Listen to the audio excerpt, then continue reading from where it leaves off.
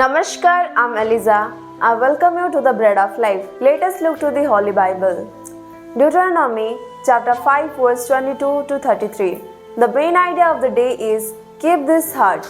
And you said, behold, the Lord our God has shown us his glory and greatness, and we have heard his voice out of the midst of the fire.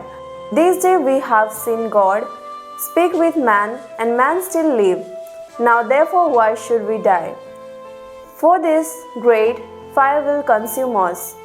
If we hear the voice of the Lord our God anymore, we shall die. For who is there of all flesh that has heard the voice of the living God keeping out of the midst of fire as we have, and has still lived?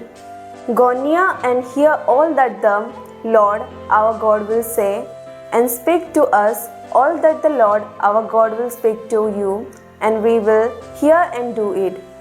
And the Lord heard your words when you spoke to me, and the Lord said to me, I have heard the words of this people, which they have spoken to you. They are right in all that they have spoken. Oh, that they had such a heart as this always, to fear me and to keep all my commandments, that it might go well with them and with their descendants forever. Let's understand the word of God. The Israelites could not imagine facing God and hearing his words directly. God is so holy that people full of sin would die on the spot if they were to face him. When God spoke out of a great fire, the Israelites trembled in fear. That is why they asked Moses to hear God's words on their behalf. God was pleased by it. He wanted the Israelites to continue to respect him only and to follow his words. He wanted them to enjoy the blessings he had prepared for them.